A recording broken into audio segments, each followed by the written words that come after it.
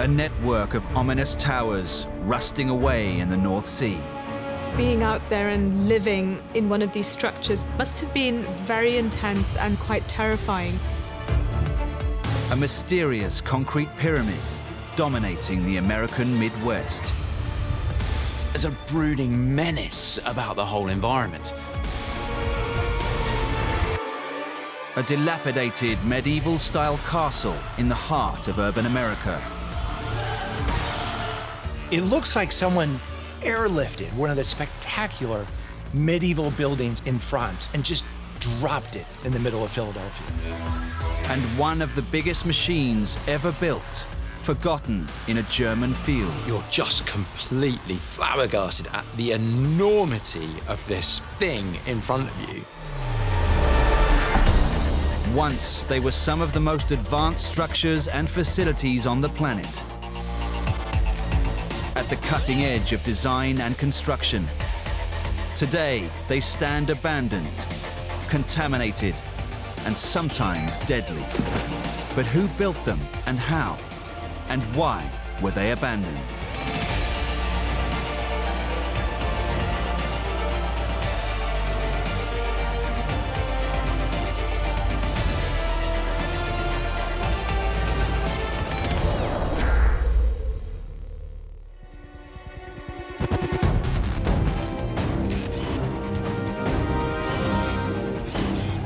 Off the east coast of England, at the mouth of the River Thames, a group of bizarre, rusting structures hover above the horizon, like something from War of the Worlds. It looks like an alien standing as a sentry. Coming out of the water almost looks like deposited from an alien civilization. It's completely out of character from what you would expect. Standing 80 feet above the sea are 7 huge steel boxes weighing 580 tons.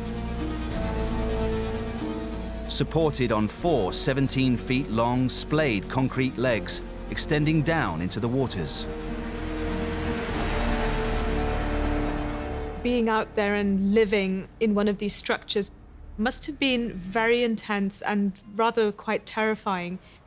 You sort of know there are people nearby, but it must have been a very, very isolating and scary experience. It's easy to see from their corroded steel plating that these mysterious structures have been derelict for years. But what drove engineers to create these bizarre constructions in such an inhospitable place? What was their purpose? And why were they abandoned? By 1943, the Second World War had reached a turning point. Allied air forces were engaged in a new tactic of area bombing. Instead of targeting specific industrial sites, thousands of British and American bombers delivered massive round-the-clock raids on Germany's civilian centers. Hitler, enraged by these attacks on his cities, planned to obliterate London in a devastating aerial offensive. In response, the British military developed a top-secret defense project to protect the beating heart of the mighty British Empire.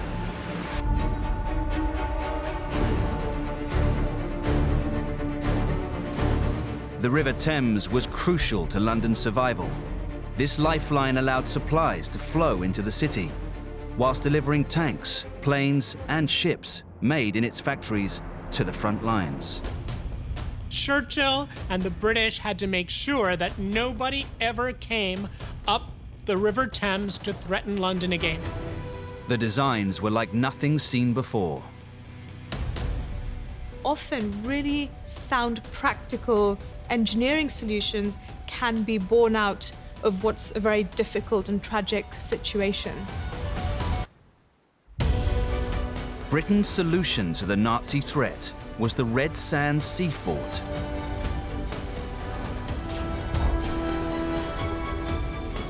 It's part of a string of defenses equipped with heavy anti-aircraft guns across the mouth of the Thames.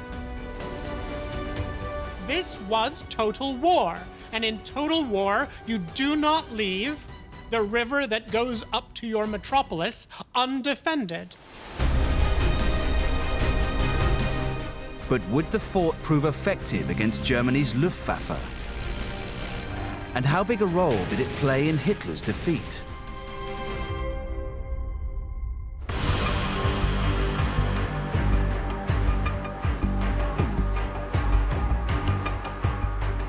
Construction began in 1942. In the past, creating defenses at sea had been a long and complex process. But for this project, the engineers decided to try a new building technique, and it began on land with prefabrication.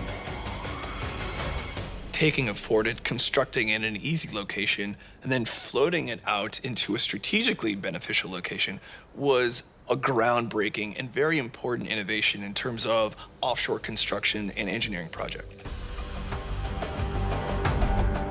Each fort consists of a concrete grid base with angled legs. These support a two-story accommodation block with a gun platform on top.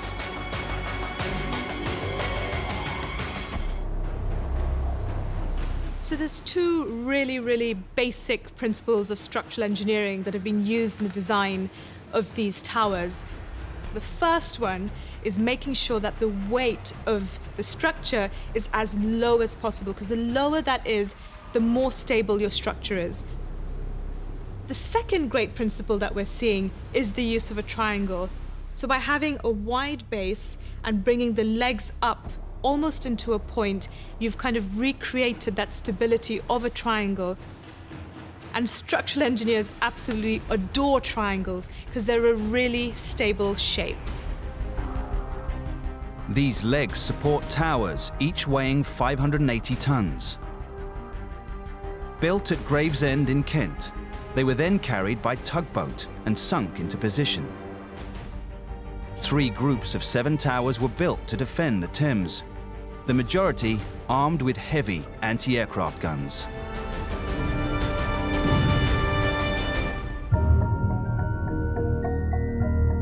David Phillips is part of Project Red Sand, established to preserve and restore these historic structures. This is the whole heart of the operation. We are now on the platform of a 3.7-inch gun, of which there are 3 others on each of the other gun towers. The gun that was out here was very effective. They were controlled by radar and a Sperry predictor, which was a piece of kit that sat between the radar and the gun, which could automatically get the gun to lock onto their target. By the end of 1943, the Thames forts were ready for battle. All that remained was to man them with soldiers. 165 were needed for each group of towers.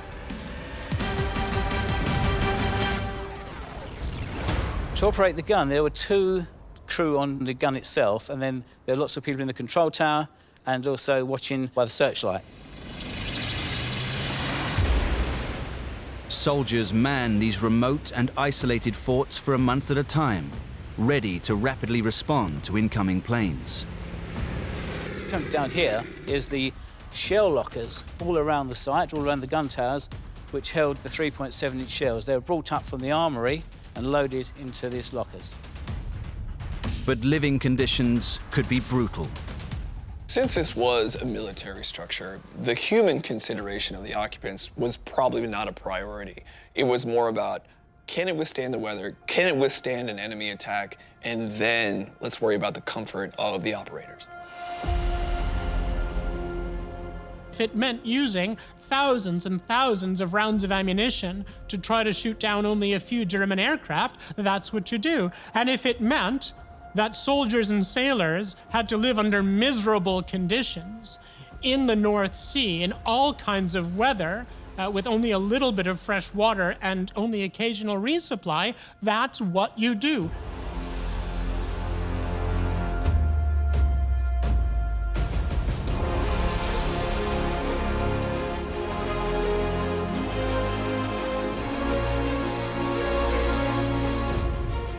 Crews braved the volatile conditions and guarded this gateway to the heart of London with great success, shooting down 22 Nazi aircraft.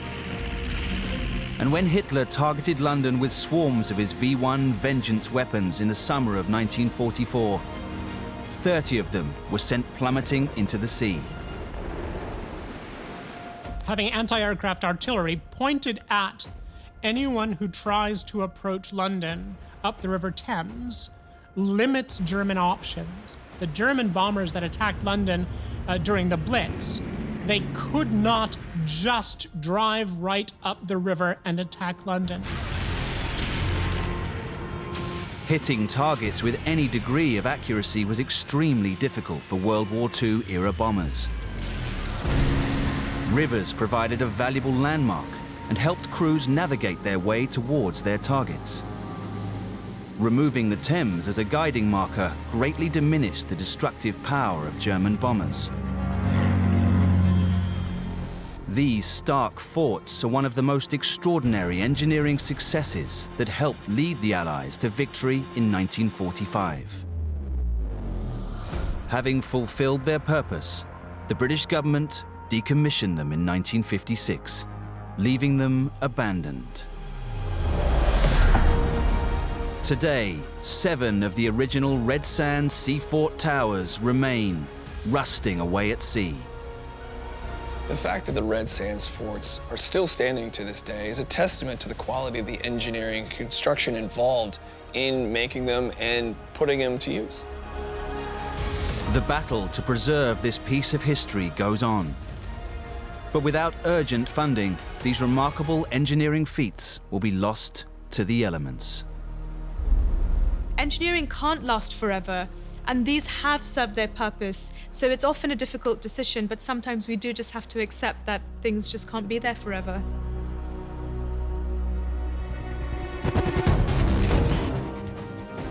Across the Atlantic Ocean in North Dakota, just 15 miles from the Canadian border, stands one of America's most incredible and mysterious structures.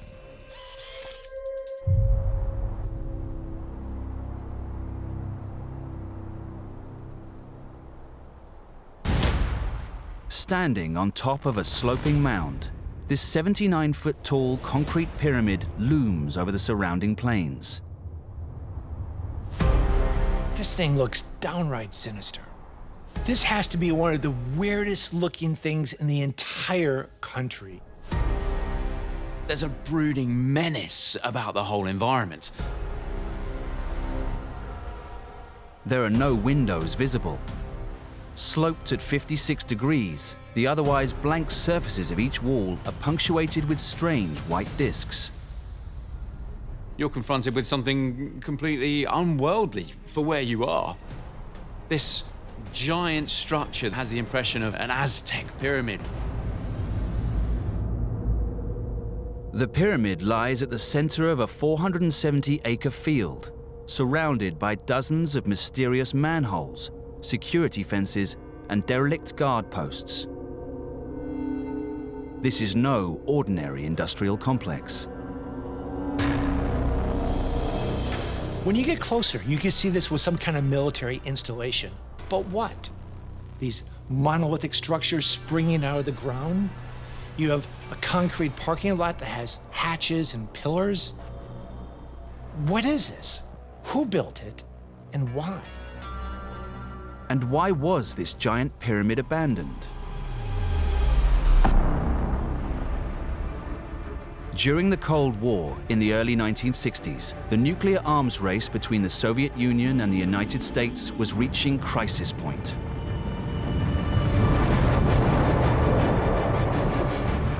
A fierce debate broke out within America's armed forces about the best way to protect the nation and its arsenal of missiles from annihilation by Soviet intercontinental ballistic missiles. By the 1960s, the popular imagination has fixed on the idea that nuclear war will involve all-out total war assault. Nuclear Armageddon was very much on the horizon. The potential for mass destruction was very real. The Soviet Union truly respected one thing only, and that was military force. And so we had to show that our technology was equal or better than theirs. The US Army raised the stakes of military defense and developed this: the Nakoma anti-ballistic missile system. At the heart of the complex was a state-of-the-art radar. This is a one-of-a-kind radar system that was constructed at the height of the Cold War, the height of American paranoia. Construction of the installation began in the late 1960s. Teams of engineers excavated nearly 1 million cubic feet of earth to create a vast pit, 53 feet into the ground. Lined with concrete and reinforced with 22,000 tons of iron and steel to shield against nuclear electromagnetic radiation.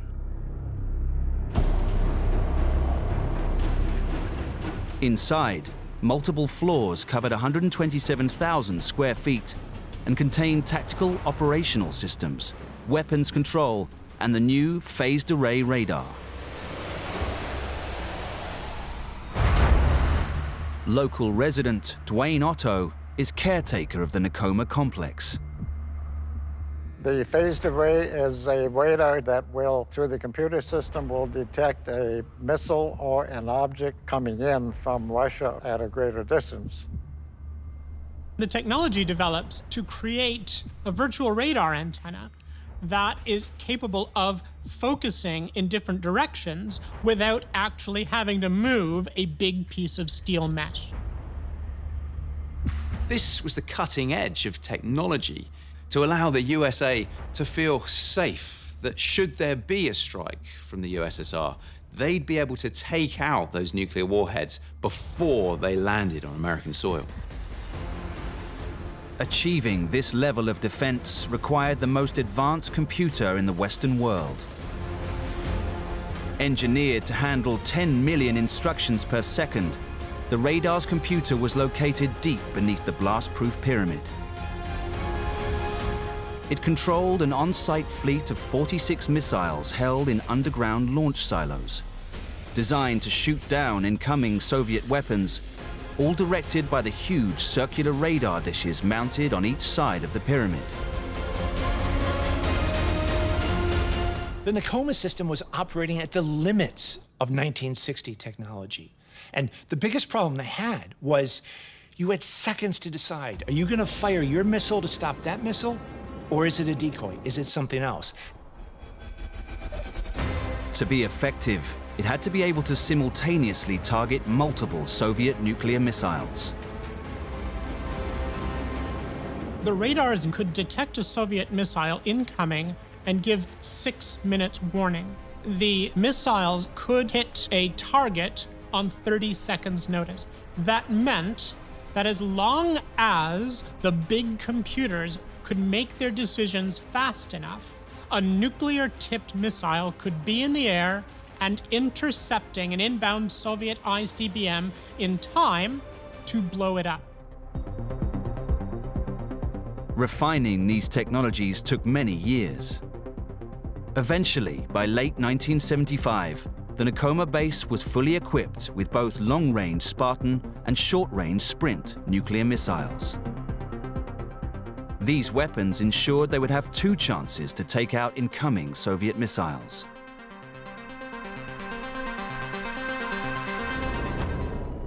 We have here Sprint missile field. You'll notice that there's a white cover on top of this missile site. That is mainly fiberglass.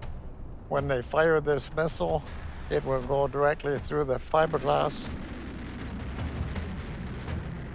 When they launch these Spartan missiles, you'll notice that there is a steel rail on each side. When this missile is ready for firing, they send the signal, and then there's explosive charges in that area, and they'll blow this cover out of the way and be speeded on its way to the outer atmosphere. But would this high-tech missile defense system actually work? And why was it abandoned? Completed in 1975, the complex cost $5 billion to build, equivalent to around £20 billion today. Those missiles were so fast and so accurate and directed by radars that were so powerful that the United States was able to demonstrate its capability to the point at which the US could be made invulnerable to Soviet attack, scared the hell out of the Russians. In 1976, however, the American political climate took a turn.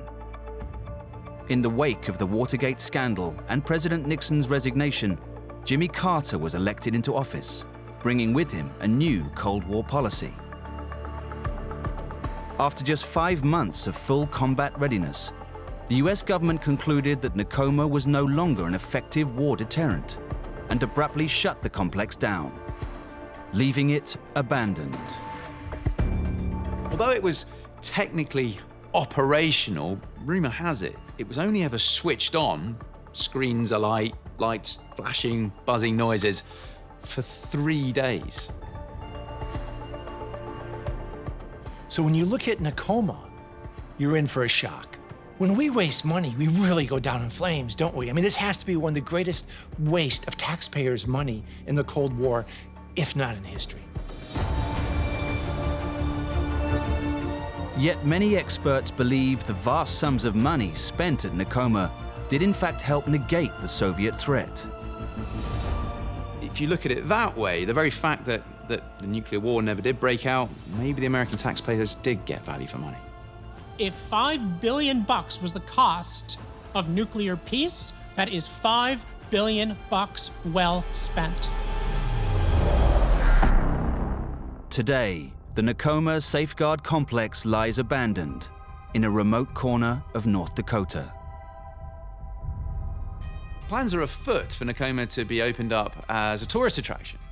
Now you might think, well, why am I going to want to travel a distance and pay money to go and visit this giant concrete eyesore? Well, you could look at it this way. And it's a monument to the fact that the two nations could come together and resolve their issues to create peace. Despite its short, active life, Nakoma pushed the boundaries of radar and computer technology. It proved that simply flooding the planet with nuclear missiles was not necessarily the way to win the Cold War. And I think reason enough to keep Nakoma as it is, and to go along to learn about that history and feel the significance of what is otherwise just this giant, mysterious concrete structure.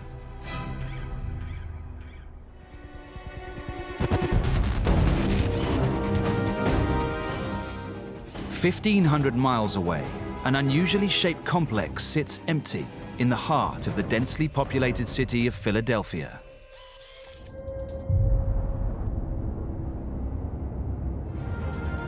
When you come across what looks like a medieval castle in Philadelphia with battlements and flags waving from turrets, it looks like someone airlifted one of the spectacular medieval buildings in France, the ones that inspired Disneyland, and just dropped it in the middle of Philadelphia. Taking up nearly 10 acres, or several city blocks, it's surrounded by 30 feet high, 10 feet thick stone walls that contrast sharply with the homes and offices that fill the surrounding streets. With 7 corridors extending outward from an octagonal central hub, this foreboding complex is shaped like a giant wagon wheel.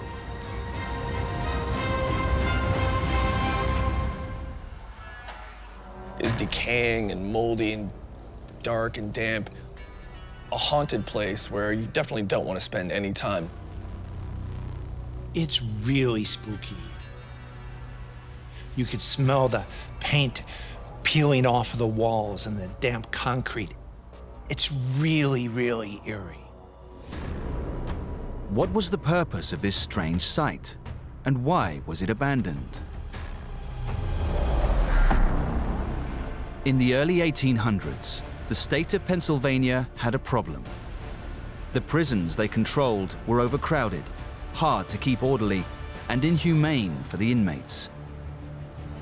For decades, prisons were cold, crowded buildings where inmates were just crammed in like chickens in a coop, inviting disease, violence, even death.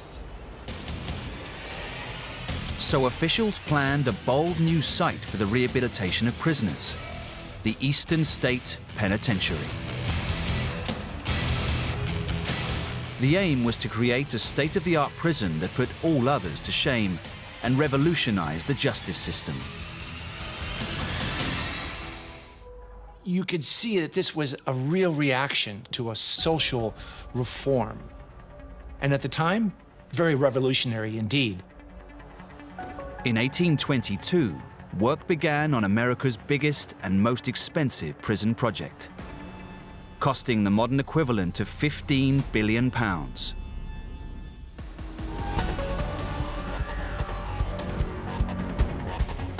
Sarah Jane Elk is president of the Eastern State Penitentiary. The architect of this prison, John Havlin, had to think of all the daily needs of a person while they were by themselves.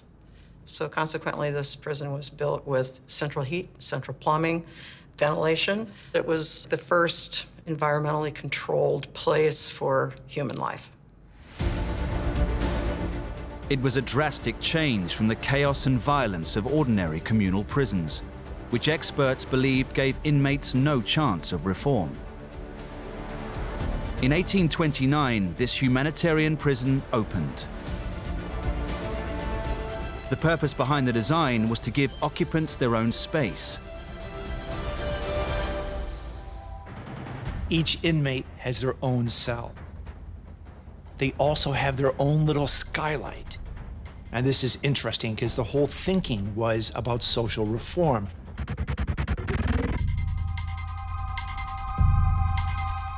The skylight was designed so that inmates would feel the presence of God as he looked down upon them. The idea was, we're not just going to punish prisoners, we're going to allow them time to reflect and repent. The word penitentiary comes from repent. So they isolated each prisoner by himself in a cell. They didn't get to talk to each other. They were supposed to spend their days in quiet contemplation of their crimes. Prisoners were let out of their cells twice a day for exercise in an individual open-air yard. And the idea here was the fresh air and sunlight would keep people healthy. The initial design featured 450 individual cells. To supervise this many people in an ordinary prison would take an army of guards. So, British architect John Haviland solved this problem by introducing a unique layout. The really ingenious design of having what is effectively a wagon wheel, a central hub where the guards can look out in every direction and see the cells going off in the distance. The design of the penitentiary was actually extremely innovative, which meant that a small group of guards could keep an eye on the whole prison from that one location. However, creating a model prison to revolutionize the treatment of offenders was not cheap.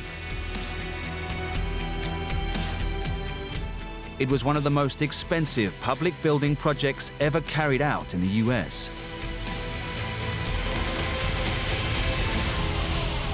This is 1828. Now, each inmate has their own central heating, their own wash basin, their own flush toilet. Now, let's put that in perspective. The White House, the president, he doesn't have his own flush toilet. These guys do. Prisoners were in solitary confinement, but they did have enough food. They weren't threatened by violence from other prisoners. You can see why the founders of the prison thought it was a step forward. Would this revolutionary prison actually rehabilitate the inmates? And why was it abandoned? After just a few years of operation, problems began to surface. By the 1830s, engineers had to expand the penitentiary and alter the design in order to accommodate a growing number of inmates. They had to double the cells. They had to bring in a whole lot more prisoners. So all those nice design features about solitude that would foster reflection, that was gone. The prison kept working. It kept functioning, but it was no longer the idyllic prison of the future it once was. Even the advanced features of the cells failed to work as planned. There were furnaces at the end of the cell blocks, and they were to heat the tunnels underneath the cells, and then the air was to flow in. But the people closest to the furnaces were getting carbon monoxide sickness, and the people on the other ends were getting frostbite. The flush toilets were flushed twice a week by the prison guards. Twice a week.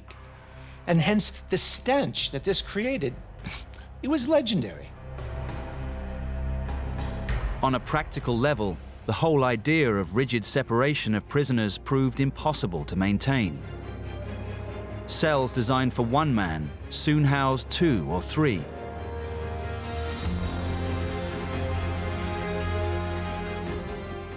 By the end of the century, the notion of solitary confinement, originally intended to encourage prisoners to reflect and reform, was replaced with overcrowding and harsh, unsanitary conditions.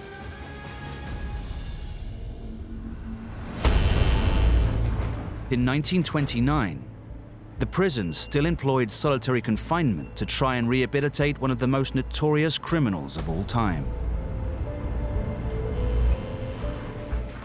Yeah, the Eastern State Penitentiary actually had quite a few famous prisoners in it, the most famous being Al Capone, who spent a few years there for a minor charge.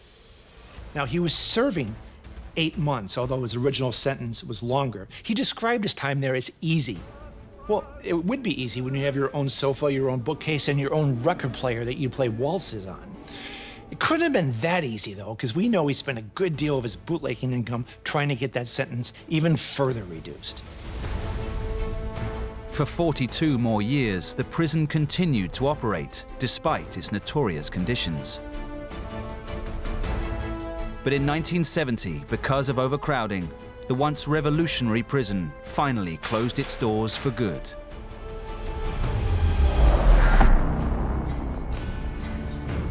Today, the dilapidated Eastern State Penitentiary lies deserted in the middle of bustling Philadelphia. After it was closed, the whole site became abandoned. But then a consortium of concerned citizens got involved and said, no, this is a historic landmark. We need to make it into a museum. And that's what it is today, and that feels about right. Despite its many drawbacks, the groundbreaking design was copied all over the world. More than 300 central hub prisons were built. Yet the whole concept of solitary confinement came to be seen not as a way of reforming criminals, but as a punishment in itself. At the time, it was thought to be this very enlightened, gentle way to treat these prisoners, give them time to reflect. But in fact, it was solitary confinement, a very cruel punishment to isolate people. Spending months and years in these cells all by yourself, it's really hard to imagine.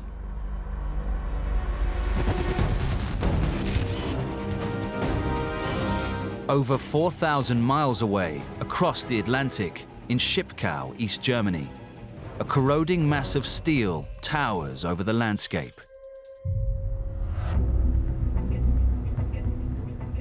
Out of the thick pine forest emerges a monster machine.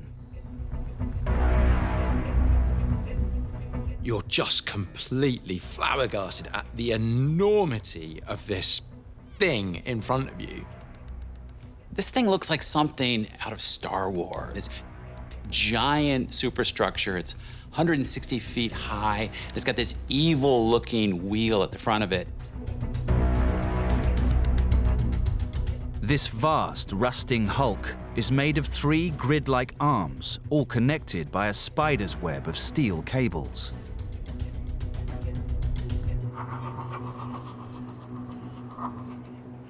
It's very science fiction. You'd be forgiven for thinking this is definitely some kind of contraption built by an evil genius planning to take over the world. It's just unbelievable. Incredibly, this metal leviathan was once mobile. 2 huge tank-like tracks support 4,000 tons of weight.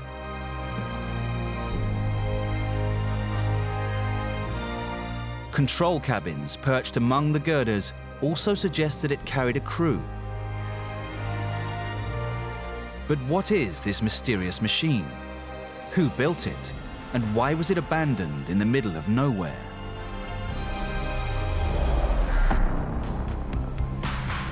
In the 1960s, communist East Germany was changing its economic policies in an attempt to boost industrial growth.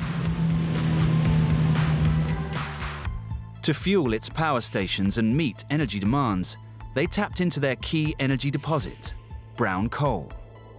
Huge deposits lay just below the surface. Getting at it, however, was costly and incredibly labor-intensive.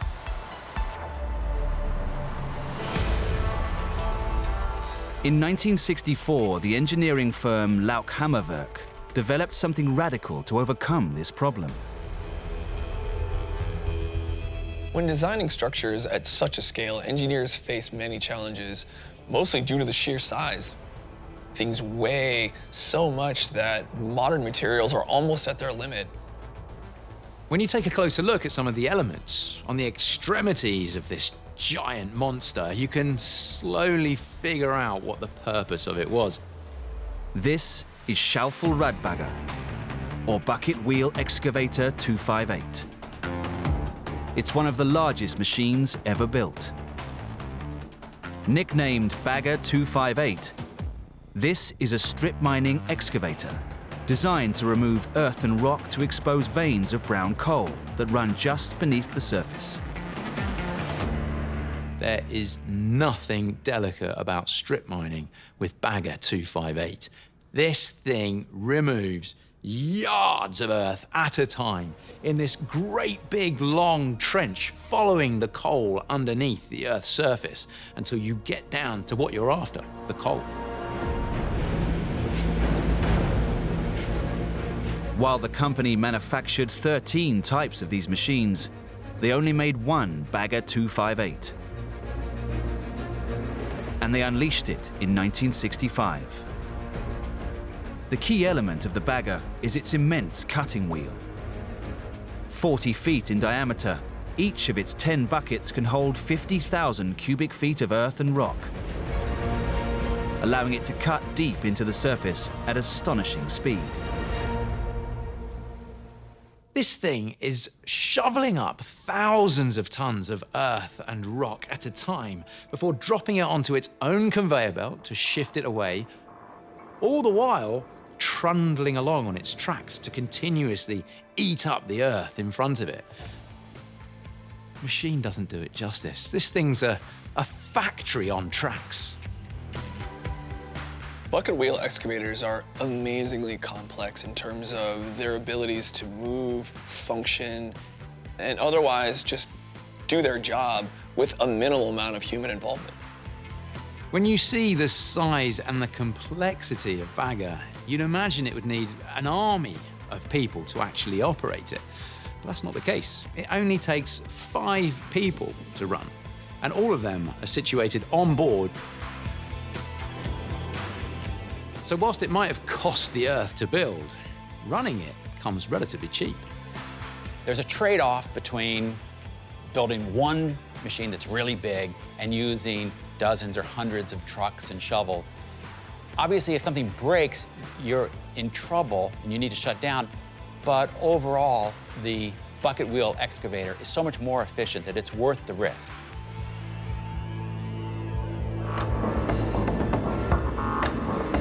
It began operating in 1965, and though designed to extract coal efficiently, it was painfully slow-moving. Weighing around 4,000 tons, it could only move at 6 yards a minute. And even that was no easy task. That's hardly going to beat any world land speed records, but it's actually extremely impressive when you consider the size and the weight of this thing. In fact, it weighs so much, as it moves, any ground ahead of it needs to be specially prepared. And any roads it crosses needs to be prepared so that it doesn't just pulverize the surface. Yes, Bagger is mobile, but mobility comes at a cost. One of the big challenges is you've got to move the bucket constantly, so it's always digging in to fresh soil or fresh coal. The bucket excavator has to pivot as the wheel is turning into fresh soil. Then the whole thing also has to creep forward in order to move into new areas to be excavated. That wasn't the only operational hazard facing this engineering giant. What strikes me about Bagger is the number of appendages that it has sticking out from its main body. You've got a spoil arm sticking out the back that then spits out all of that earth into trucks waiting to take it away. But crucially, you also need a counterbalance arm. Now this counterweights the forces and the stresses at the front of the machine as it digs through the earth. Otherwise, the whole thing would just topple over. For decades, Bagger 258 successfully mined coal across eastern Germany. Even after German unification in 1990, it continued to fuel the country's energy needs until 2002.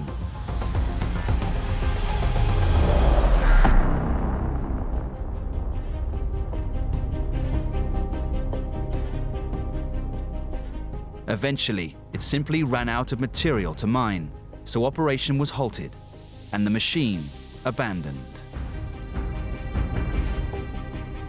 Today, the Bagger 258 is rusting away in a remote and empty field. But in more ways than one, it's left an indelible mark on the landscape. The problem with large bucket wheel excavators is that they're made of man-made materials and metals that do not weather very well. So preserving them for future generations would be very expensive, very costly, such that leaving them in the field is probably the only true solution we have for us. Bagger 258 has been left to rot. It has been abandoned. But maybe that's not such a bad thing.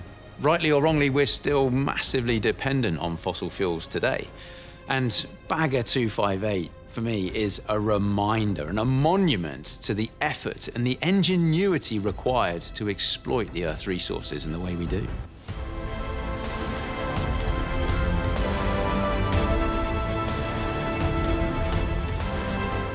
Now abandoned, they were once on the cutting edge of human engineering. Within these decaying structures are the echoes of history. They speak of war and terror, but also of exploration and human endeavor.